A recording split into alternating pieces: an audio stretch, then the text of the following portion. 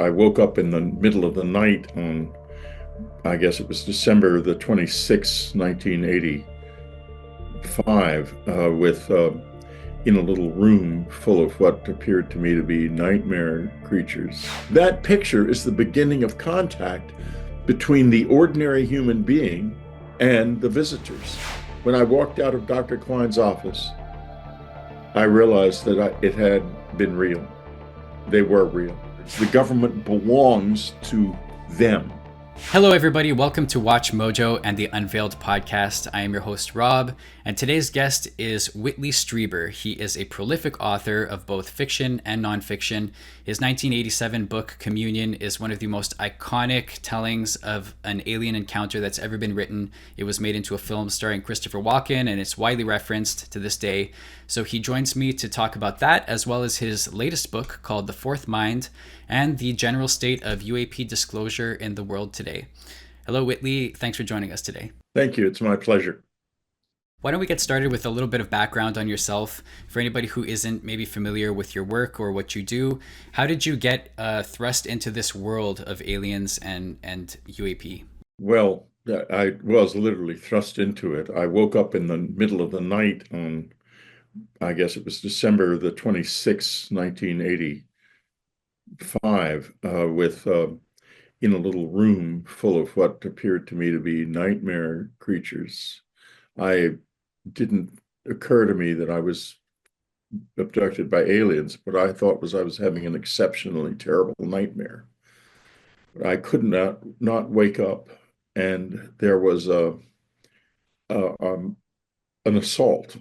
Two things happened. Once a needle was put into the side of my head, and also I was raped with a machine that caused a sexual response or an erection. But no, I mean, it was not a sexy experience at all. It was something done to the nerves, and semen was removed from my body. I was beside myself. I had no idea where I was or what was going on, and I could not move. The next thing I knew, I woke up in the morning in my bed with this bizarre sense of having had a horrible night. And I thought to myself, I'd seen an owl in the house because these beings had these big black eyes.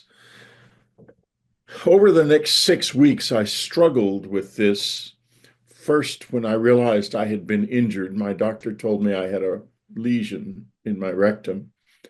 I called the Criminal Investigation Division to try to get, because I thought I had been assaulted. In other words, the idea of aliens had never even occurred to me, not then. I'd had some of this experience when I was a child, but was long forgotten. Not an abduction, but there was other things that happened when I was a child. And so I gradually came to the conclusion, after eliminating everything else, that it had to have been a real experience. A man named Bud Hopkins I had found his name in the back of a book about UFOs that my brother had given me. And understand, I had not thought about flying saucers since I was 12, and it just wasn't even in my mind at all. And so I read this book. It was a Christmas gift, and I wouldn't have read it, but I was remembering these eyes, and I was somewhere in the back of my mind was that if this happened and they really did look like that, then that was what it was. And sure enough, at the back of the book, there was this description of an event just similar to what happened to me. And so I called this man, Bud Hopkins, who was mentioned in the book, and he turned out to live just a couple of blocks from us in Manhattan. So we went to see him, and I still was very skeptical, and so was my wife, and he wanted to hypnotize me. And I thought to myself, here's an artist. I don't see any psychologist diplomas on his walls. So no, absolutely not. He proceeded to get me into touch with Dr. Donald Klein, one of the world's leading forensic hypnotists, and the head of the New York State Department of Psychiatry at the time, and who had proven his abilities in forensic hypnosis. And don't ever let anybody tell you hypnosis doesn't work. That's something that comes out of social engineering in the defense and in the intelligence field. It does work in the hands of somebody who knows what they're doing, and Dr. Klein certainly did. And me and Dr. Klein were both laughing about Bud Hopkins's ideas and theories until the hypnosis. And it was appalling, absolutely appalling. The tapes for it can be found on my website, actually, on unknowncountry.com. They still exist. And that's when it began. When I walked out of Dr. Klein's office, I realized that it had been real. They were real. That sounds like a horrifying experience. And how did that shape your worldview moving forward? Changed my worldview a little bit. Must have. Yeah. Well, the first thing that happened was my wife and I discussed, should we sell our cabin? We'd had a little cabin, a second home in upstate New York. We'd just bought it the March before and not go back there. And she was not of that mind at all. She said, why should we abandon it? Why should we ignore it? It's one of the most extraordinary things I've ever heard happening to anybody. At the time, we had no idea there were a lot of people this had happened to. Never occurred to us. So I got to know Bud Hopkins and a few of the people who worked with him, and the other close encounter witnesses. We used to go to their meetings, and they seemed like a nice bunch of people. And Bud was a good, earnest man, perhaps a little bit in over his head when it comes to this, but who wouldn't be? So uh,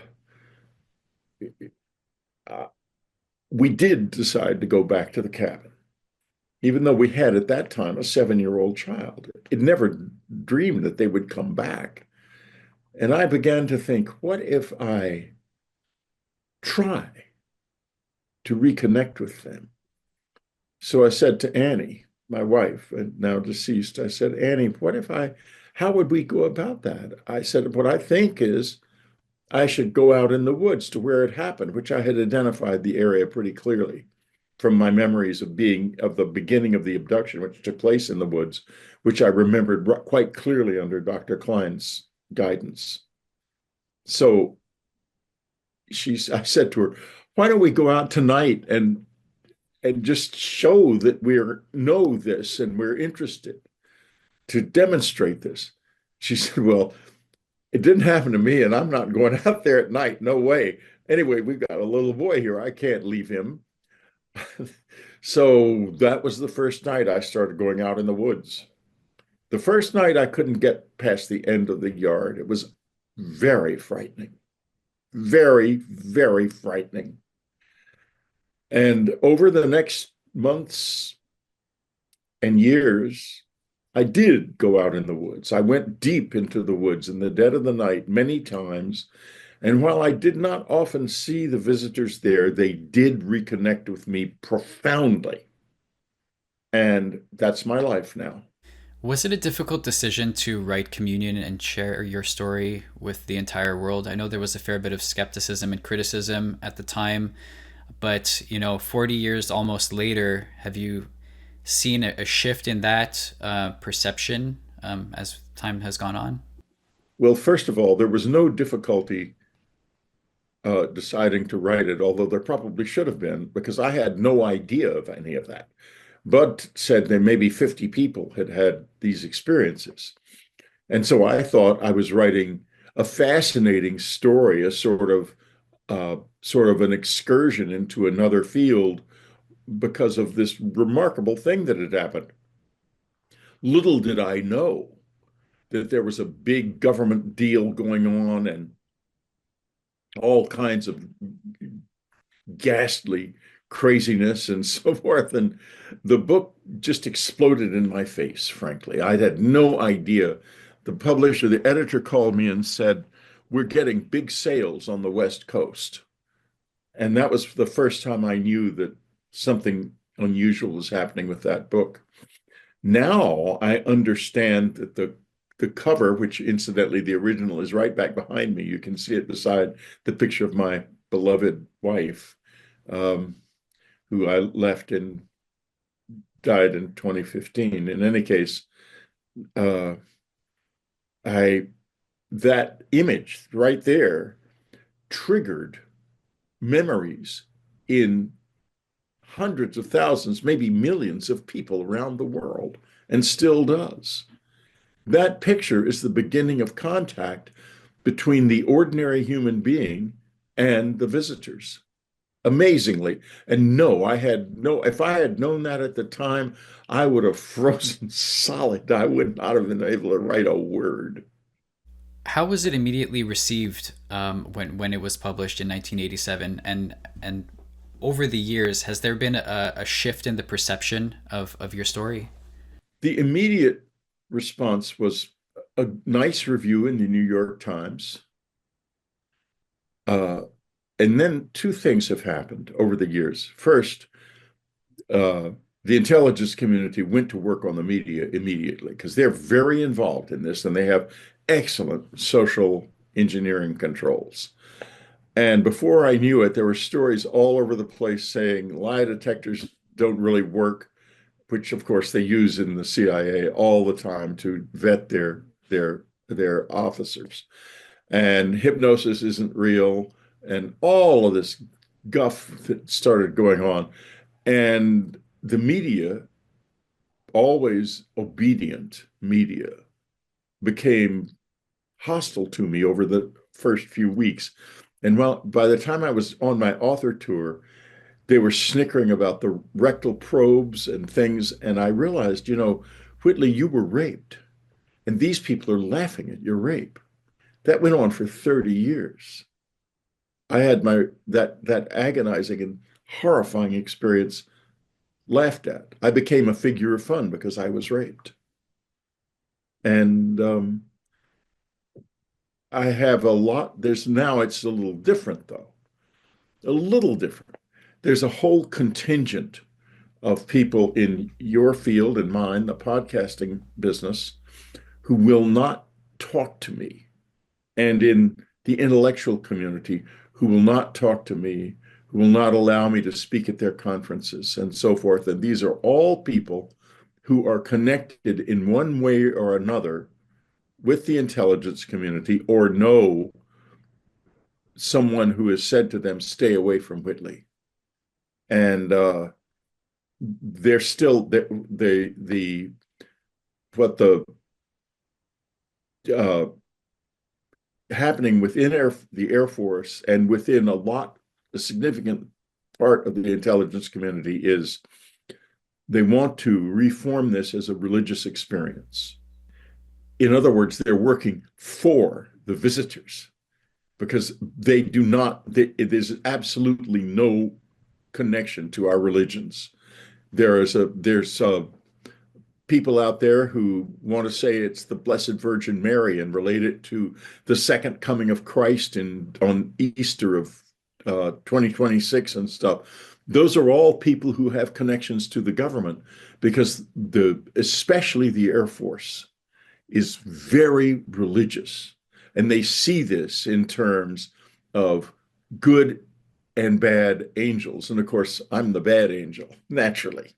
Uh, why? Because I don't believe their guff, frankly. It has nothing to do, or very little to do, with our religious traditions. Our visitors might like us to think that they are already embedded in our society. But if you read, especially the new book, The Fourth Mind, it shows why that cannot be true. These are recent arrivals. They're recent arrivals. The Jacques Vallée's book Passport to Magonia shows not that they've been here for a long time, but that there have been many incursions into our world over the years. And why wouldn't there be? You know how many planets there are in this universe? We've been able to establish some planet density averages using the Webb Space Telescope and to a lesser extent Hubble. And the calculation is there are 21.6 sextillion planets in this universe, and trillions in this galaxy. Therefore, it would be astonishing if the same species had visited us twice. What we look at as we look at our past and see indications of this is not these people, the same people, but many people come and take a look at us and pass us by. They've been passing us by when when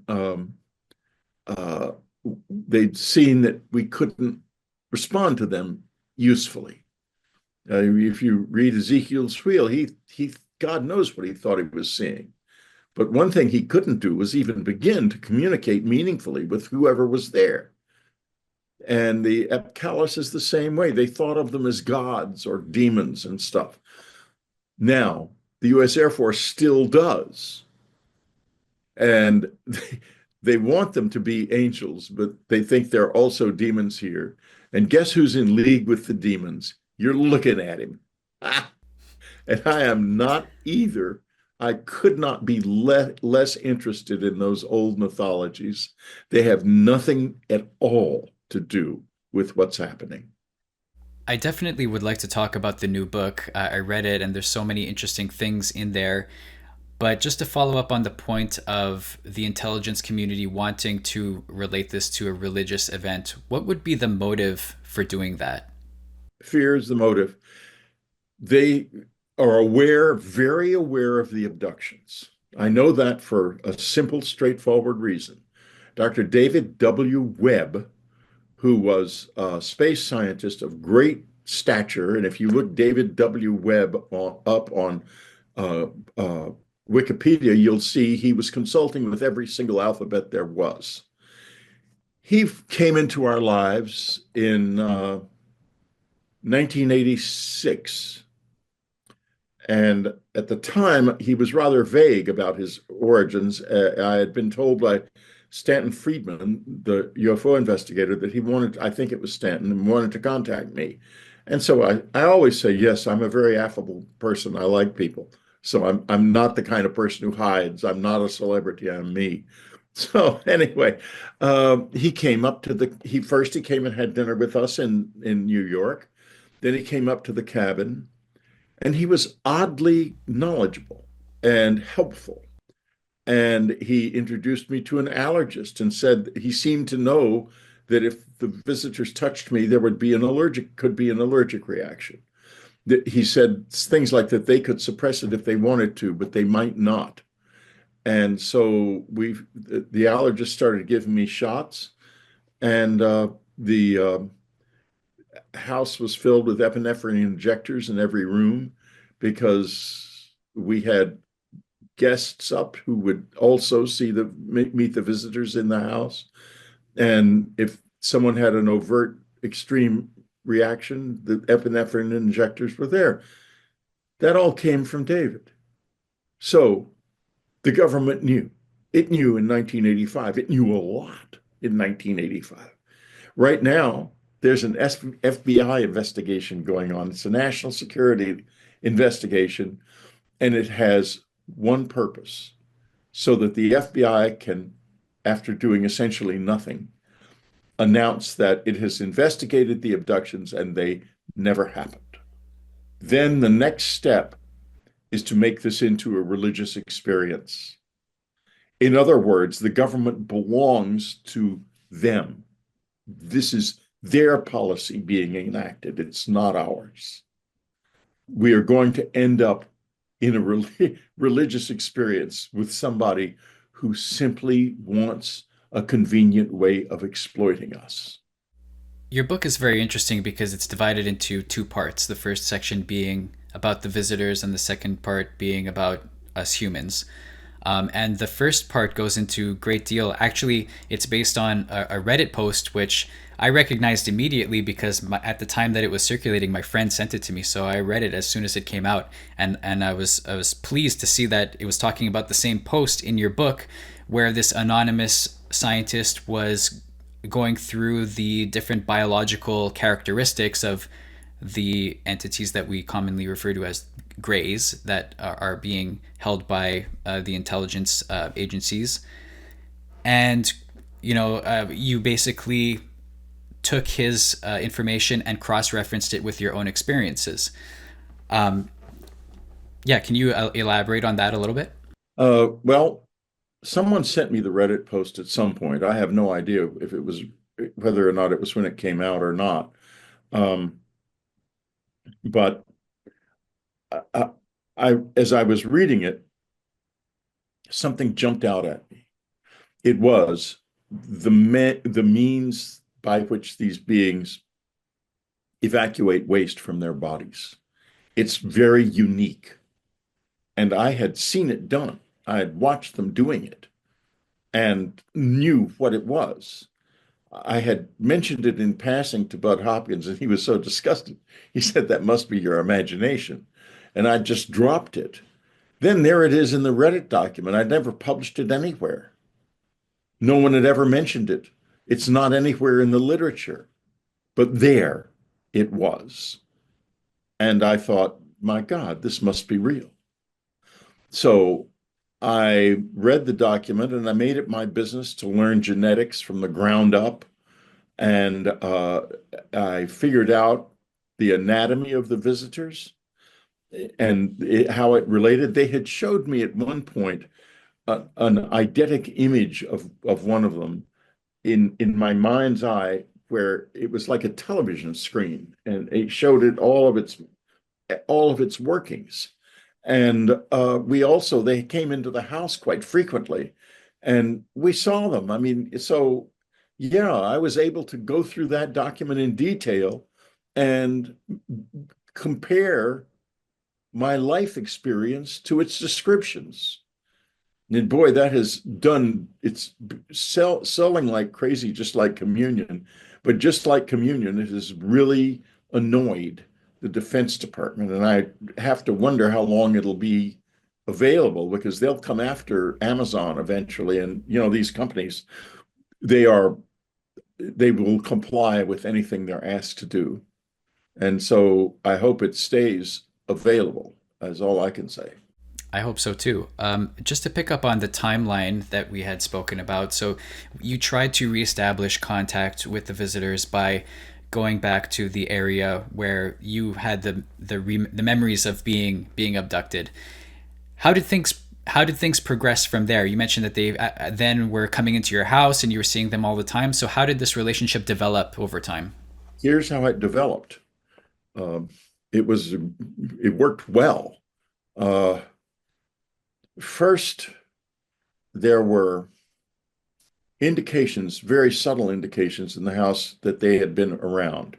We would hear tapping footsteps on the porch in front and see these holes in the ground. And I had seen their feet. They look like goats' feet almost, but they're actually fused toes. They look like they're walking on their toes. And they they would leave these holes in the ground where they had moved, and also in the snow. They also move a few feet above the ground. They levitate and glide along very fast too. Boy, the so that was all going on, and it started after I started going out in the woods, but we couldn't really pin it down. And so I started going into the woods where I made a stone circle and meditate in the circle, the certain type of meditation that I had learned was important to them. And what happened during the meditation, it's hard to put it into words, is that there was a communication of a kind that we don't actually have. It's sort of like telepathy, but it's not quite that way. In other words, it's not in words. It's in realize a sort of, it feels like a series of realizations that are coming into your mind out of nowhere. And I began to respond by saying that let's have a meeting. I want to sit down on a bench. I even had a bench built nearby that we could sit on together and have a meeting. And one morning in February of 1988, I think it was, or maybe 87, there came three loud noises like the sound of a shofar or a horn from the woods, above the woods. And I thought, they're here. I knew it immediately. It was just in the pre-dawn. And I jumped out of bed, put on my February, so it was really cold and there's snow on the ground, put on my slippers, put on my robe, and went out across the deck, up the little hill, which led into the small woods where the circle was. And I could see beyond the woods, which were naked because it was winter. I could see a dark shape in the clearing beyond the woods. And I could hear a certain sound that I have not mentioned anywhere yet. That is the sound that some of these devices make when they're idling. And so I knew that it was them, and I could see figures out there too. And I thought, it is them. They have come. And I was just about to just walk right down there. But because I stopped, I heard a voice, and this was a telepathic voice in my head, not like what I was talking about a moment ago, say, come on, come on. I have my limitations. I had a family back there in that cabin, and I'm not going to go down to meet that voice all alone in the woods by myself, completely helpless. And I turned around and went back to the cabin. When I put my hand on the doorknob, something very important happened that does figure in the fourth mind. Three cries came from above the woods. Oh, oh, oh. And those sounds remain the most emotionally rich sounds of any kind I have ever heard. And they were delivered with such absolute perfection, in other words, in terms of the tonality, the gradings of the tones, and the distance between them, that I could not listen to music for a year afterwards. It all sounded like mud. We do not know in our world anything that perfect, nothing. And when you are exposed to it, it's a profound change in your experience of life. I went on into the cabin.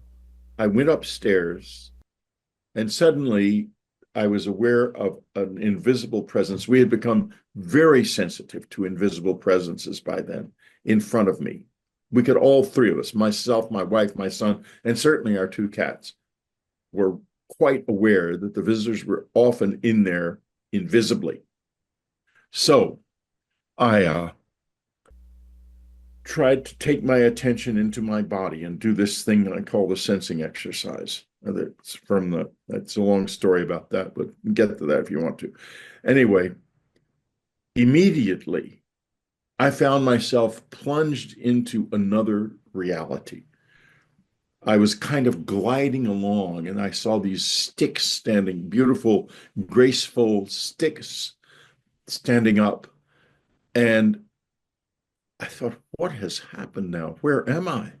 And I looked up and I realized where I was.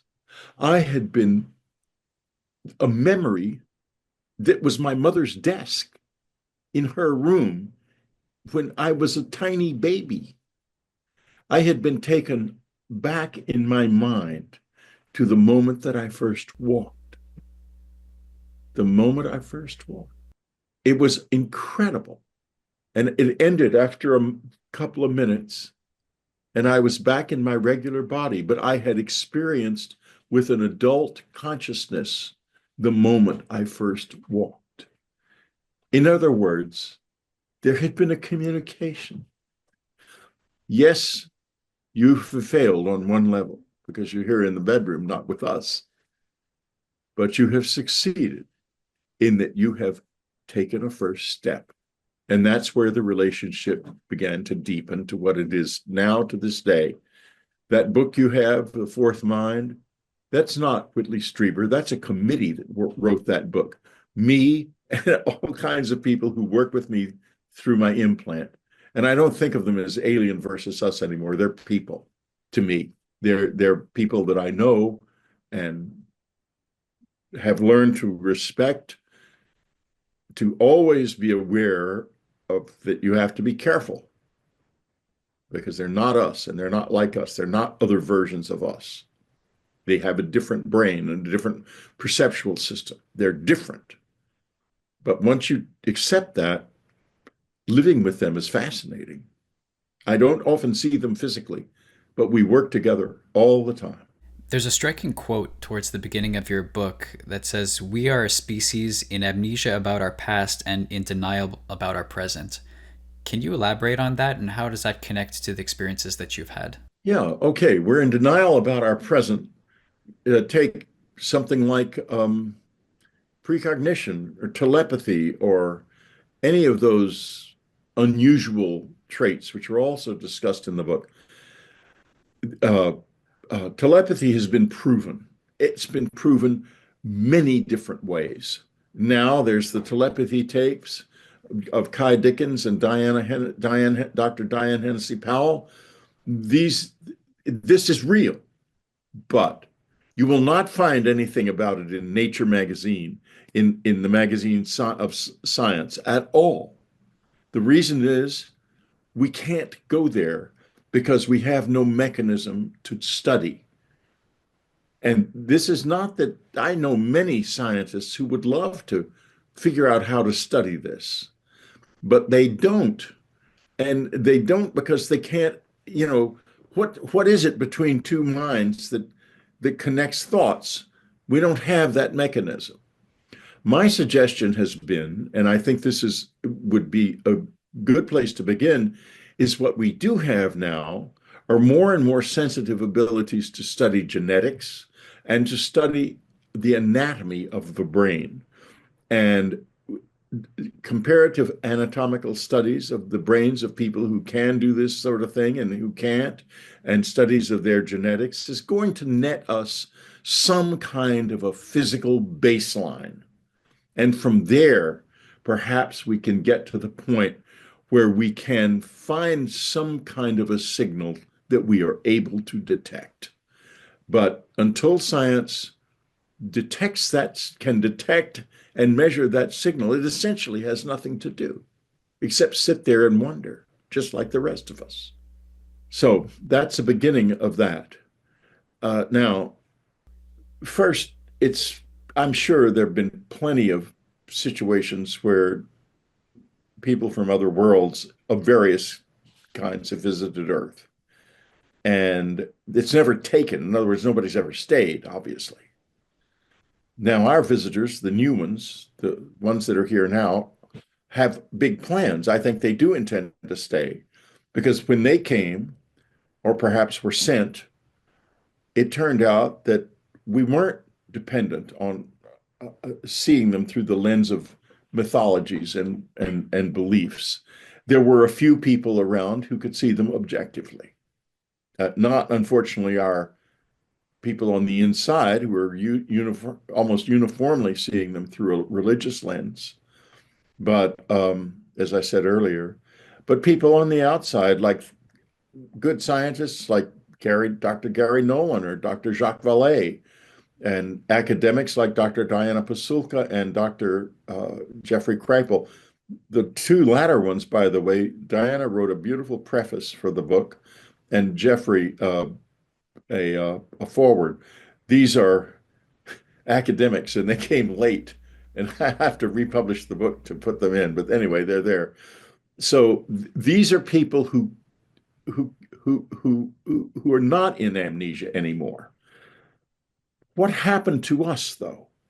Because if you look at the whole past, you see this planet is not just has a few things on it that we can't explain in engineering in the past. It's loaded with ruins that we can't explain. It's loaded with them. And I go into that in the book. Why? Like one of the ones that people hardly ever think about, but which is extraordinary, is the artificial islands in the Carolinas in the Pacific, in the South Pacific, known as Nan Madol. This consists of huge basalt logs, which have been carved out of a quarry not far from from where they are, and laid one on top of the other to the point that they become islands. Now, you think, oh, well, when the National Geographic sent a team out there, they found a fire pit from the 12th century and decided, well, it must have been the Polynesians in the 12th century who did this. I believe they've withdrawn that from their website because they have realized that a Polynesian group from the 12th century did not use canoes to take these blocks that distance. Maybe they could have done it with two or three, but there are at least 750,000 of them there. So it wasn't the Polynesians. I could go on. There is Baalbek, where these huge stone platform exists. Of course, there's the Great Pyramid, and no matter how many hoops you jump through about how it was built, what you cannot explain is how a structure that large could have been sited so perfectly. We can't cite anything like that now. We don't have the skill. So that remains. You can say that the little cartouche of Khufu inside the thing, which very well may have been made by an Egyptologist of the period and not even ancient. You can say that that cartouche proves it's Khufu's pyramid, but what it doesn't prove is how someone could cite that enormous object so skillfully. And you go across the planet, and there are many, many such things. Now we go back. Let's go back to before history. Let's go back to 12,000 BC. 12,000 BC. The ice giant is here. It's the depths of the Ice Age. The Laurentide Glacier stretches to the central United States. Canada is an ice pack. The glacier stretches into north central Europe, and most of Russia is ice. Human beings cling to life in the south. Something has happened, however, I'm sorry to be I'm just reliving it as I talk about it. It's coming to me in pictures, and it's a little hard to concentrate for that reason. So just saying, I wish the pictures would stop. So going back even further now, 30,000 years ago, a star explodes. We know it exploded because of what the gamma rays did here, which is that they caused a strip of land to all of the large ungulates on a strip of land from Southeast Asia through Australia died out. All the big marsupials died out. When people arrived in Australia, there were no more large marsupials.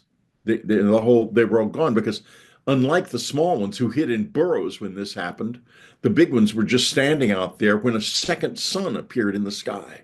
This sun was sheeting the planet with gamma rays and killed a lot of fauna and probably flora as well. Then, fast forward again, 12,000 years, the physical debris moving much more slowly from that supernova arrives in our solar system. And suddenly, out of nowhere, and the sun begins to explode with solar flares because the sun is very sensitive to objects hitting it. And suddenly it's being hit by all kinds of dust and meteors and ice, chunks of ice from this solar explosion and what came from it afterwards. Meanwhile, the planets are also bombarded. And this is why the Earth is bombarded by micrometeorites. And this is why, as I was just about to say, you find the bodies of mammoths frozen solid with food still in their mouths.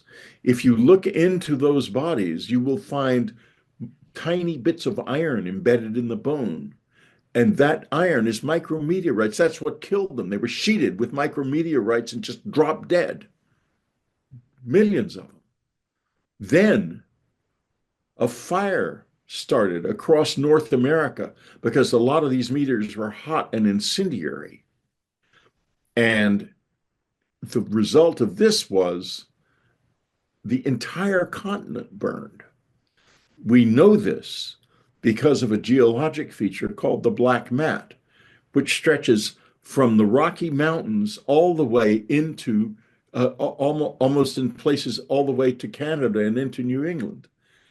There was a fire, in other words, I'm in Los Angeles and we've just had a terrible fire. This was a fire that essentially consumed a whole continent,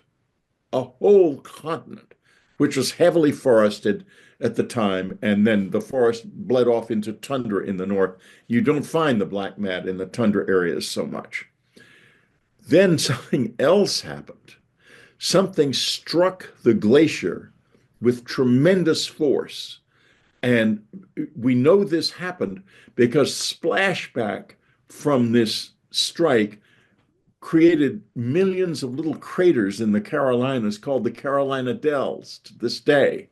And these dells they're mysterious because there's no apparent origin for them. You dig into them, you don't find meteors. You don't find any debris. That's because the debris was ice and it melted. So then the glacier is broken loose and starts sliding down the Mississippi Valley. At that point, this is the beginning of what's called the Younger Dryas. The uh, the the older Dryas had caused something of an increase in sea levels. But the Younger Dryas, not only did it cause an increase in sea levels, the glaciers falling all over the world into the water with such intensity caused immense tidal waves around the world. Sea levels rose 400 feet in a matter of hours, or days, I should say. Now, people say, well, this is all, there couldn't have been a civilization then. Oh, no. Well, we've never looked that deep for anything archaeological. Very rarely and because it's so difficult. It's expensive as hell and hard to do. And where to look anyway? Um, there's a few artifacts here and there, the Bimini Road and other things that suggest, and Graham Hancock has done excellent work in this area.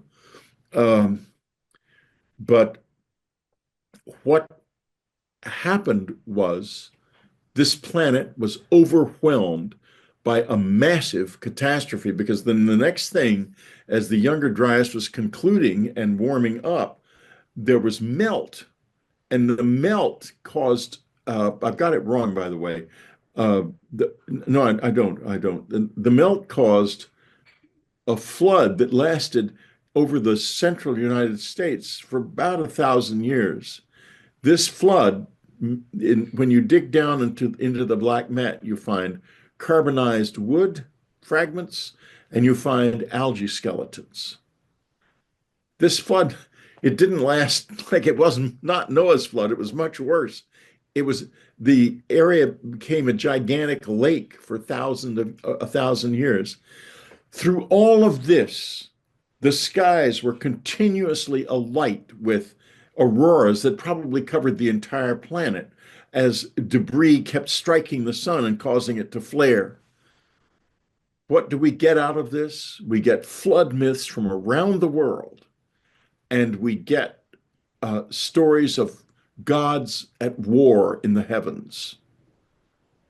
There weren't gods at war. It was the worst god of all, the one we fear so much we will do anything to prevent this God make it unnecessary to face this God. The God that was actually involved was the blind, random chance of life in this universe. That was the God. And the theory about all of this is that prior to this cataclysm, there was a civilization, an advanced civilization on Earth that had capabilities and technologies that you reference in the book that we have since lost, but that these visitors do possess. The epigraph to the book is a quote from Chan Thomas, the author of the Adam and Eve story.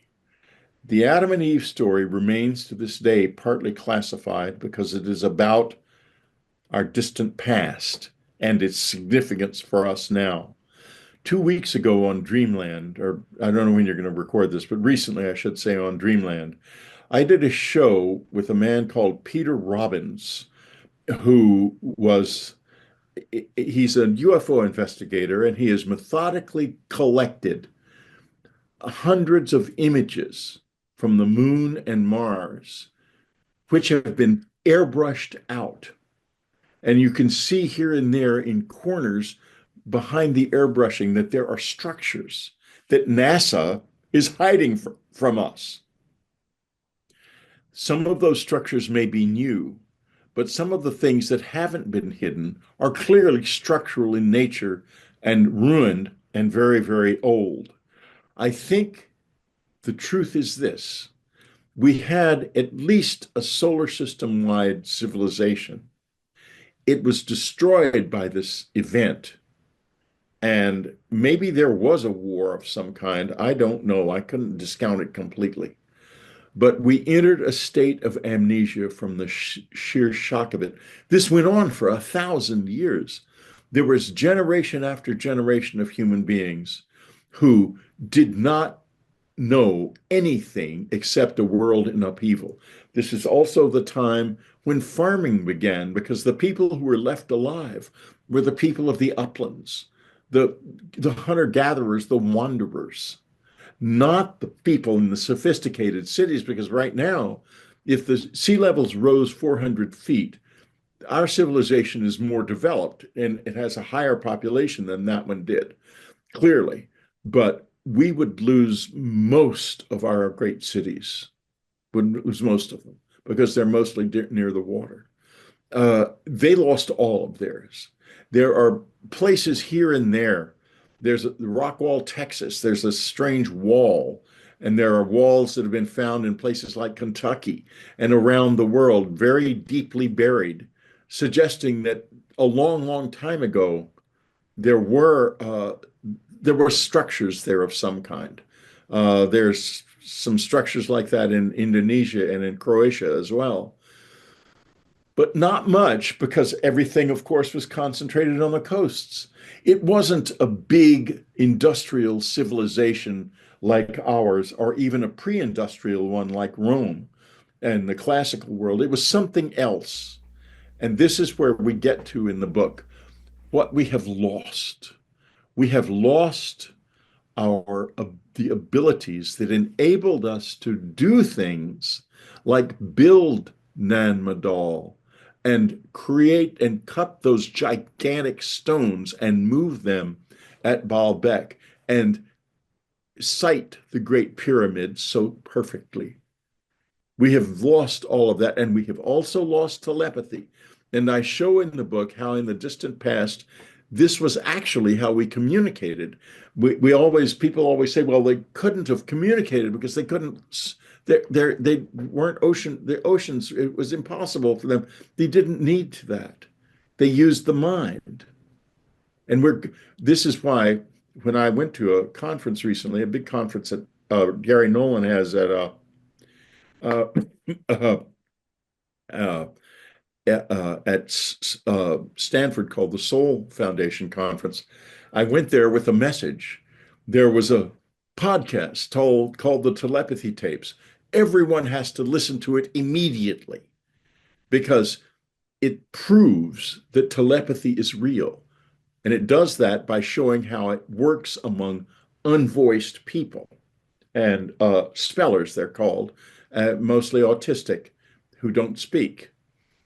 And Dr. Diane Hennessy Powell, and I mentioned, I know I referenced this earlier, has a book out about it called The ESP Enigma, which is presently, I think, not on Amazon, but if you Google the ESP Enigma, you can find it. I believe the audio book is still present, but they took the regular book down because of pressure from you know who. It's Somebody doesn't want us to know any of this. None of it. They don't want us to know what's happening in the present. They don't want us to know what's happening in the past.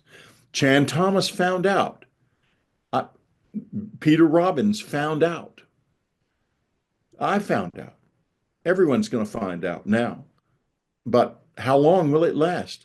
They will crack down, I'm quite sure. Well, let's talk about that a little bit more because there is a disclosure movement happening, and telepathy has become kind of a central talking point recently.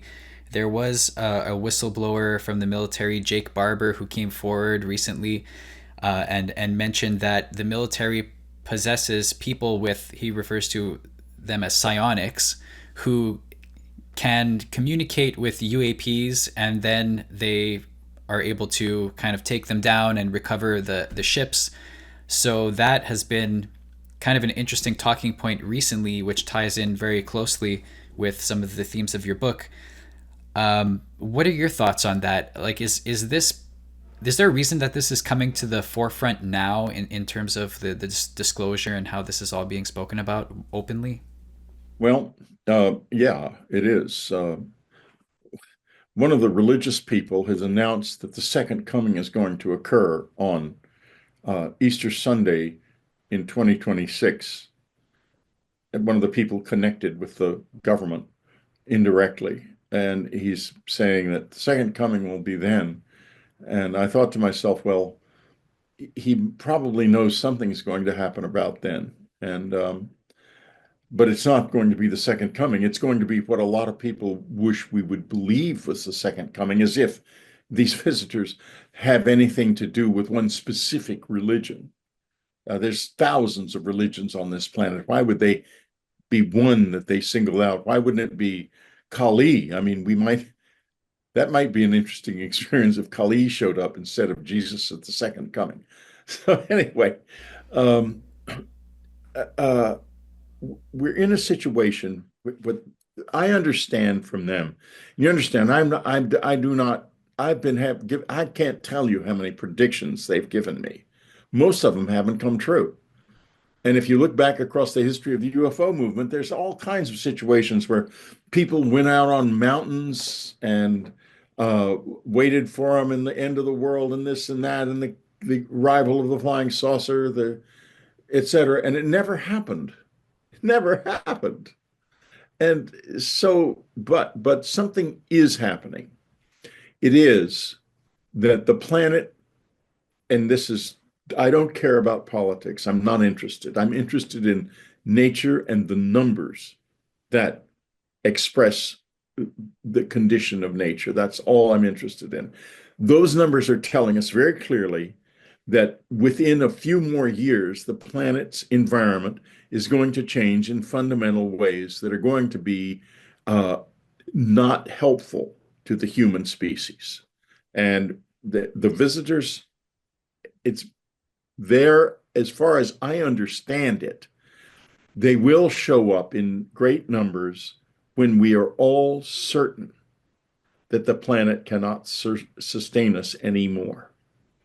And this gets into the relationship between them and the dead and us and what's happening here is we discover telepathy, we're going to discover levitation, we're going to recover all of these powers that we had before they were stripped from us by the sheer shock of the younger dryas. We will recover many of them, maybe all of them. At that point also, though, the planet is going to collapse around our ears and the visitors are going to show up. Jake Barber said, at one point he says, I don't feel ontological shock, I feel ontological relief. And I thought, That's because theological shock hasn't happened yet, my friend. It will, though, and it's going to be profound. It will profoundly change the whole nature of human experience. I wouldn't be surprised if the veil between the living and the dead drops altogether, because they are still very much present in our world. My wife was quite skillful in this, and without my knowing it, uh, 9 months before she passed away, she began to create the conditions that would enable her to provably return.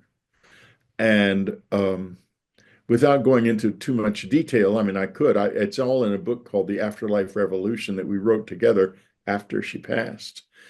She successfully proved to me that she was still here. And she created an avatar in the form of a white moth.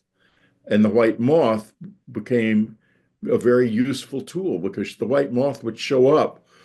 Like, for example, speaking of the Esalen Institute that I briefly mentioned earlier, I was at a private conference there, and I was talking about the afterlife revolution. And while I was after my talk, everyone went up to eat lunch, and a white moth appears. This is in February, and flew around the table where everyone was sitting, and everyone was laughing and looking at it and so forth. Then, when we were having our final dinner together that night, the white moth appeared in the banqueting hall where we were and flew around and around with everybody clapping and cheering, and then landed on the head of a podcaster, Jeremy Vaeni, who Anne had liked very much and enjoyed his podcast. It was on Unknown Country, my website, for years until he quit doing it. And everyone was laughing and cheering, and it was such fun to see this. Then it ascended into the air, flew into the middle of the room, and just disappeared like a magic trick. It was all her doing. They're still with us. I believe I may have said this a moment ago, but one of the first things she said was, "It looks like you're all intentionally ignoring us." Well, we're not going to much longer. We're going to have to turn around because we're going to be in an extreme state of stress with the visitors showing up and the planet collapsing around our ears. We will find a new mankind. That concept of the veil dropping between life and death ties into something else that you mentioned in the book about these visitors, in that first of all, there's evidence that their bodies are designed, that they're not naturally occurring, that they're actually specifically designed and possibly built, and that speaks to the concept that they treat their bodies as kind of these disposable tools to use that don't really have any meaning, which is very different from humans who typically we associate our entire selves with our bodies. That's the way that culture has kind of developed. I guess my question is, I have several questions about this, but what what can you say about their attitude towards death from what you've observed, based on the way that these bodies that they use to get around here, how they're made and how they're utilized? Okay, well, first, the bodies. The ones that we have possession of that I know of were at Fort Detrick at one point. Whether they're there now or even still exist now, I don't know. Because if I know the Department of Defense, it's busily destroying everything it can so that people can't find it. Um, in any case, the bodies at Fort Detrick were non-reproducing. In other words, they didn't have sex organs. Therefore, they were manufactured in some way. They were partly biology and partly robotic. Um, there are others that I have also met who do have sex organs. At least I've met a woman who did certainly have sex organs. And the so there's two levels at least. Now, I can tell you this, when they lose a body, like these guys who shoot them, call them in, then shoot them down. You know what that is? We don't understand it. We think, oh my, we can do this. This is cool.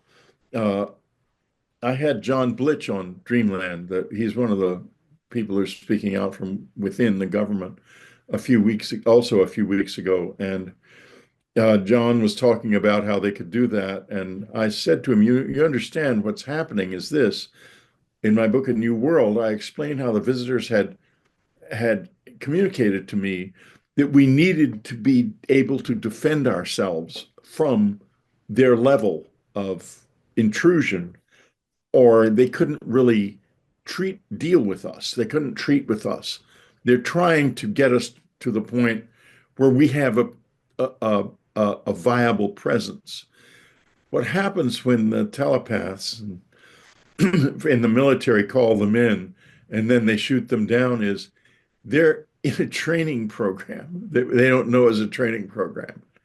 They're learning this, and what they're shooting down doesn't matter at all. And it also results in us obtaining materials that we can use to further our technological understanding. In other words, these shoot downs are actually gifts. And if there are bodies involved, which there probably are sometime, it's always these little non-reproducing bodies, which are like when one of the visitors would show up, the tall, 5 foot tall ones would show up at my house.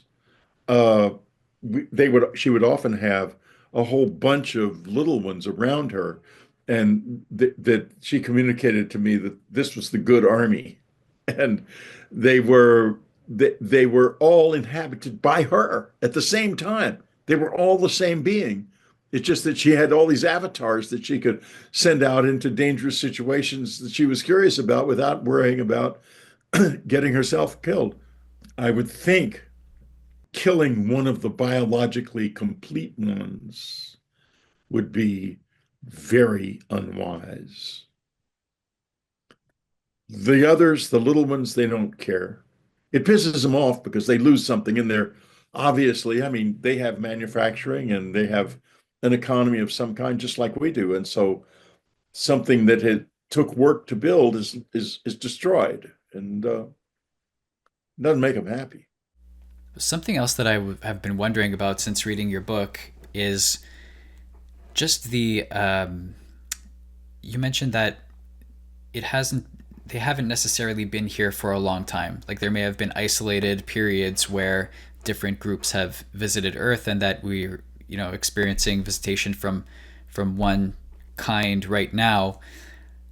But to your knowledge, is it really like one species of being that is inhabiting Earth right now along with us, or are there many kinds? Are they non-physical and creating these physical bodies so that they can interact with us? Like what kind of beings are we actually dealing with here?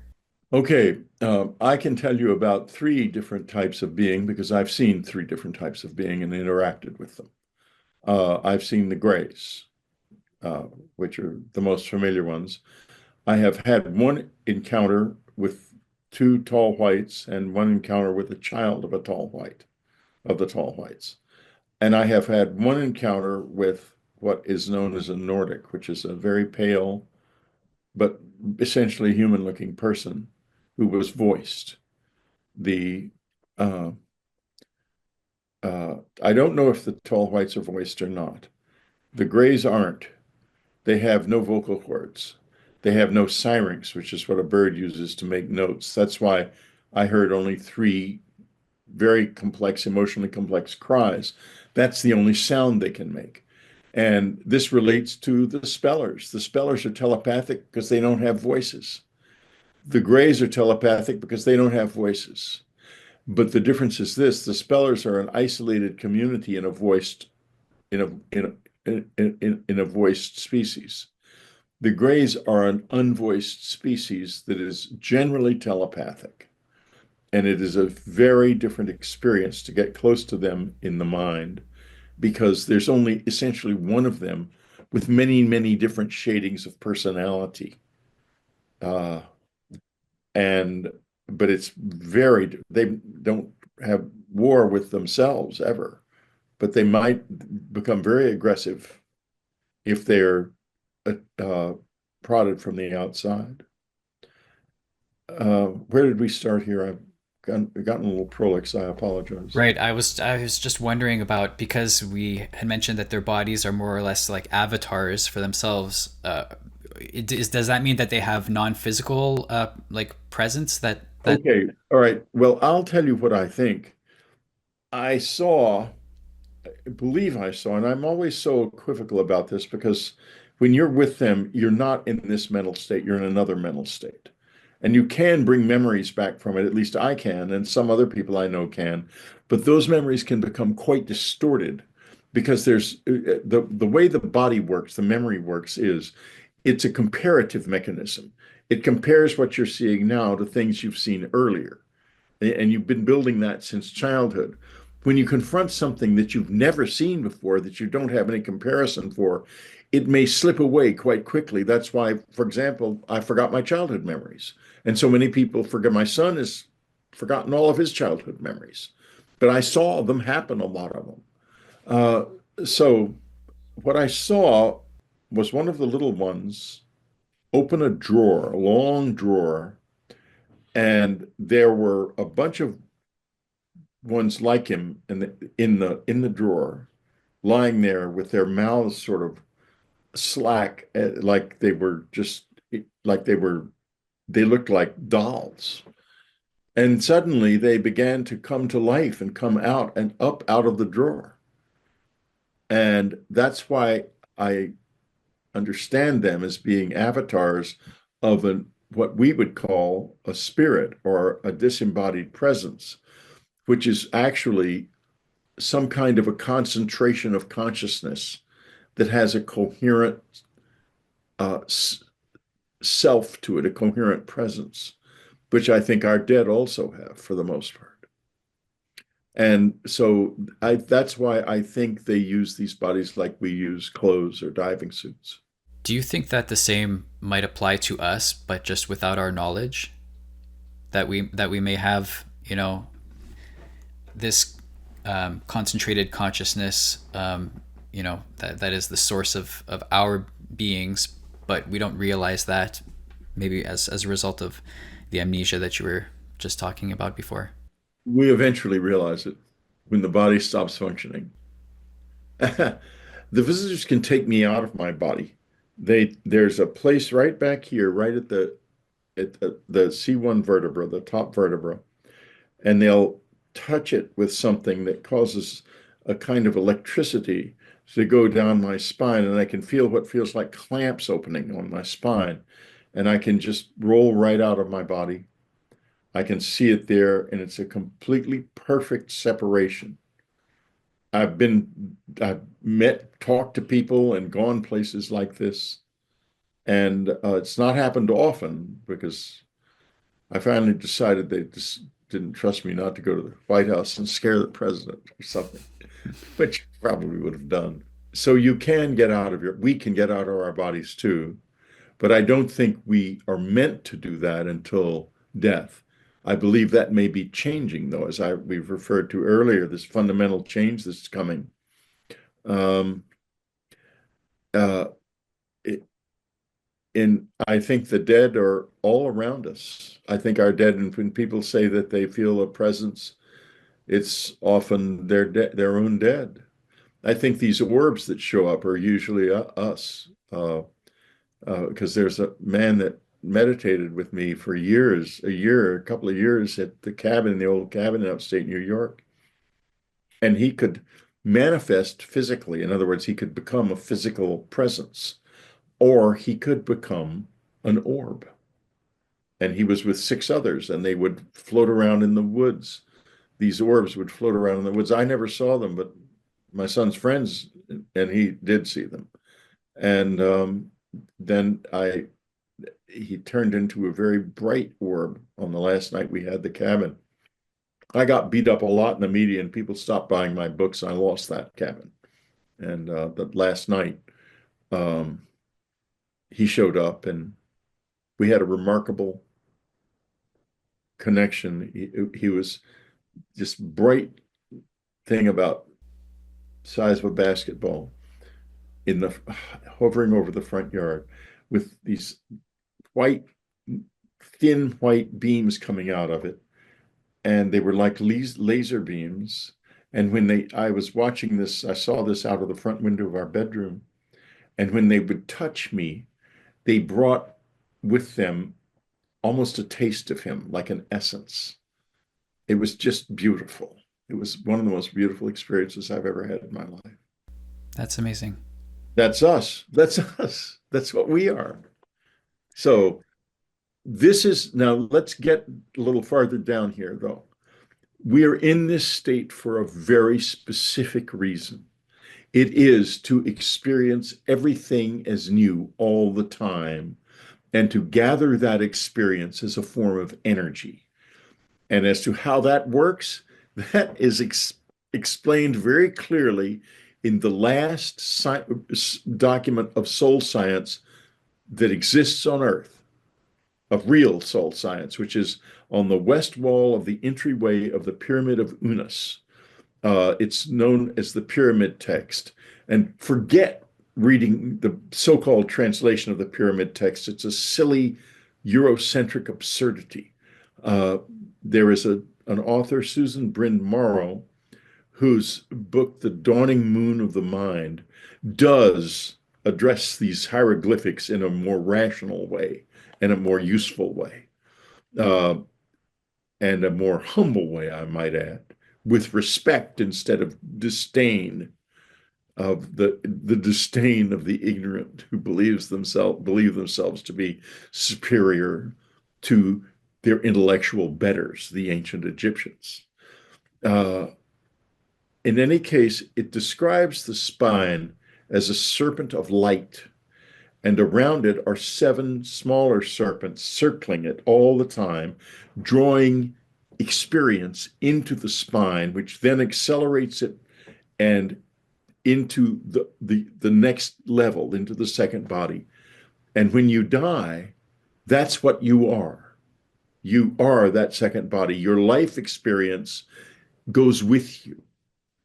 And I was taken out of my body one time, years and years ago, and I had a wonderful time going around the room. And I was never out of this reality, out into the front yard and experimenting with going up in the air. And so it was just such a delight.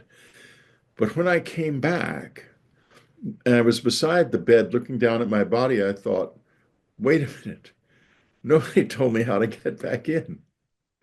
And so I'm all alone here with this now. Typical of the Greys, they get you out and then they go, you're on your own. They don't tell you anything about getting back in. So then I noticed when I stopped moving, I slowly started drifting downward a little bit. And I knew then that it was because my soul was a little too heavy. Finally, I thought I'd lay down in my body and I just sort of slid out of it. I kept sliding out of it. And I thought, oh no, Annie's going to wake up in the morning with a dead body beside her. Now what? Then suddenly I saw this vivid image from my childhood of my dad mowing the lawn. And he looks up and he says, when are you going to come help me? And I'm back in my body in an instant. It didn't take anything except dad and the lawnmower. But here's the thing, that little bit of weight, if you read the 42 laws of Ma'at, you will find how to die as the Egyptians wanted to die, lighter than a feather. So you will ascend. A vast amount of Christian, Buddhist, Hindu, Shinto, Zen literature, in fact, of all world religions, is about that.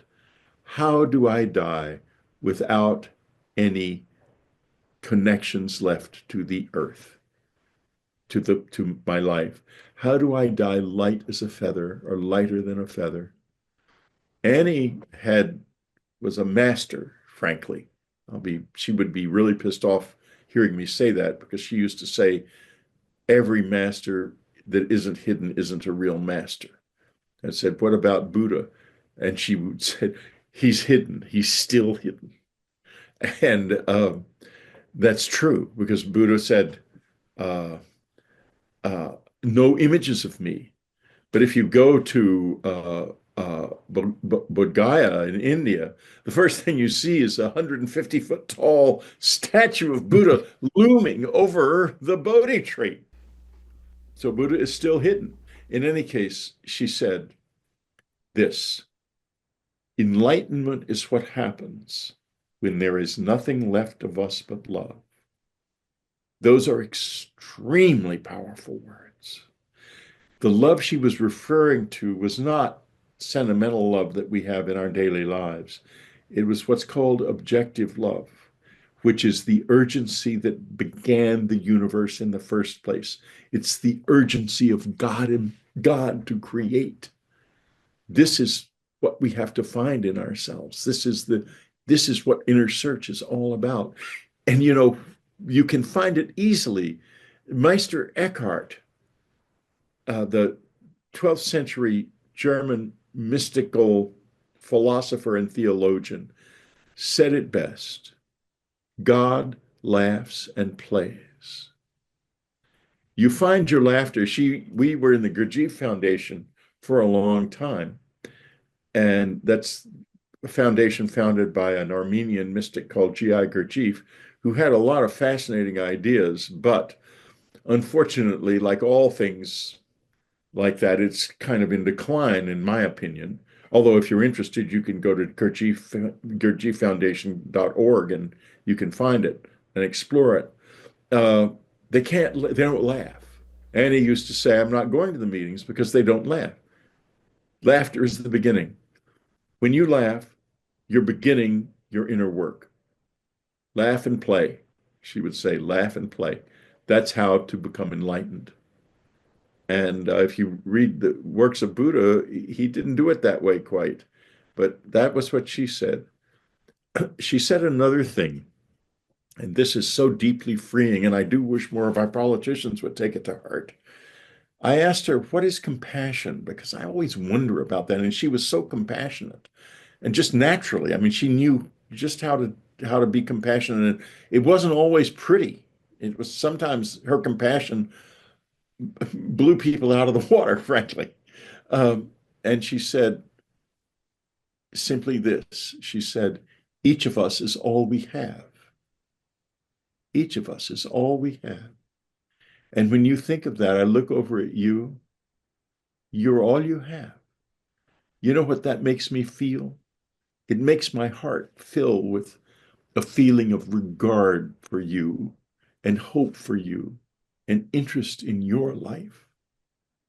I can do it for myself too. I can do it for anybody walking the street. Those few words change your life. Each of us is all we have. And I say to your audience, look at others and think that in your mind. That person there is all they have, just like me. And suddenly the most awful people come to seem deeply human. That is a profound message. Yeah, I think that's a fantastic way to end it. I hope that everybody feels that message the way that I do right now, because I think that's very important. Yeah, I saw it in your face. You got it. Yeah, I do. Whitley, I want to thank you so much for sharing your stories with us. It means a lot to me. I all I want is to have these conversations and expose them to more people, so that we can all share this experience together in a graceful way, as opposed to in a fearful and troubling way. And I think that, with stories like these, we're accomplishing that. So I want to thank you. Yes, we advance on story. That's our Jacob's ladder is stories. Absolutely. So for everybody who watched, I want to thank you as well. We'll be back soon with some more interviews. And until then, take care, be well, and stay curious, everybody. Take care.